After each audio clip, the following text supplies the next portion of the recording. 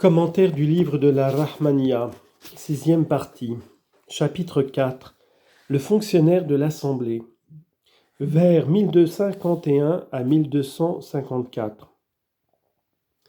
Le quatrième, ô pauvre, est votre fonctionnaire de l'Assemblée. Il est la porte du shir, sans aucun doute. Il est le suppléant et le remplaçant. Le fonctionnaire de l'Assemblée est celui à qui le shir permet d'ouvrir devant les pauvres la réunion de la psalmodie au moment déterminé pour la psalmodie en commun, c'est-à-dire le matin et le soir, après la prière du matin et après la prière du soir, rasor, comme cela est prescrit par le livre et la sunna. C'est la fonction la plus élevée parmi les pauvres et celle qui se rapproche le plus de la dignité du maître, ustad. L'expression porte du shir est le prédicat d'un sujet sous-entendu, lui. On lui donne ce nom de porte du shir parce qu'il est l'intermédiaire entre les pauvres et le maître. La plupart des affaires se traitent par lui entre les pauvres et le shir. La raison en est que souvent les pauvres ne peuvent atteindre le shir qui d'habitude vit retiré. D'autres sont retenus par la honte d'avoir souvent recours au shir pour toutes leurs affaires. Au contraire, le fonctionnaire de l'Assemblée est toujours présent le matin et le soir, et il est près d'eux.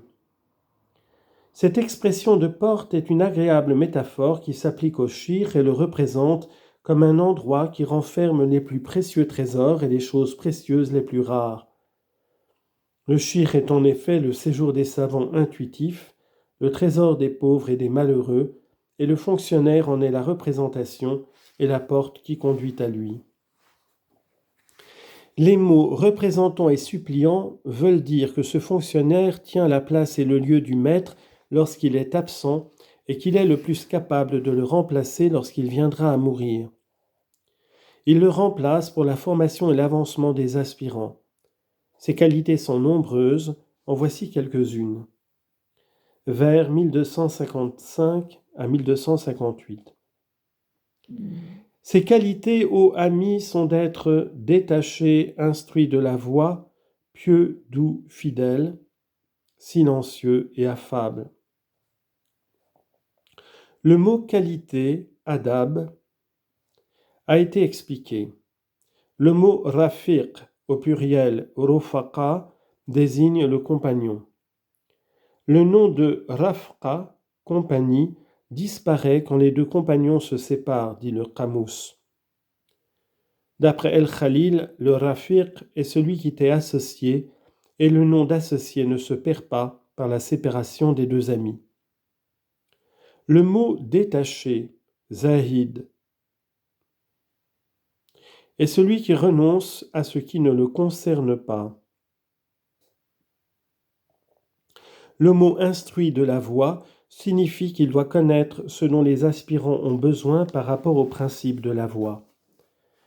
Quoiqu'il ne soit pas profondément versé dans cette connaissance, il doit pourtant être capable de connaître autant que possible les besoins de quelques-uns des frères, soit sur les états de la voix, soit sur les questions de droit, fiqh, ainsi que sur les questions qui se rapportent à la sunna et aux membres de l'Assemblée.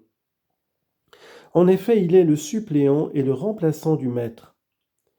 Il doit donc posséder les connaissances de ce qui regarde les perfections des cœurs, les besoins des âmes et autres choses.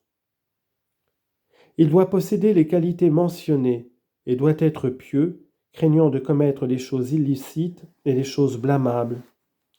Il doit être doux, c'est-à-dire indulgent et exempt de méchanceté, pardonnant le mal qu'on lui a fait, couvrant et excusant les défauts qu'il a vus chez autrui. Il doit être sincère envers les pauvres ses frères. Le mot sincère vient du mot sincérité dans l'affection, l'aide et le bon conseil. Il doit être silencieux, c'est le sens du terme d'intensité, sumut, employé par l'auteur. Il doit être très affable, non seulement envers les pauvres, mais envers tous les croyants, à cause de l'utilité que présente cette qualité et de l'influence qu'elle peut donner à la voix, en lui attirant les particuliers et les gens du commun. L'affabilité est une qualité qui distingue les nobles prophètes. Sur eux, le salut. Vers 1259 à 1262, il instruit les aspirants sur les règles de la psalmodie, il conduit les arrivants aux réunions de psalmodie. Commentaire.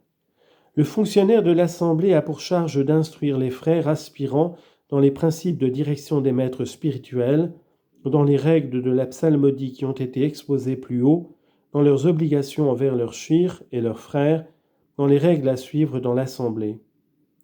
Il doit y veiller d'une manière toute spéciale. Enfin, il a pour charge de conduire ceux qui arrivent soit au shir, soit à l'Assemblée de la psalmodie.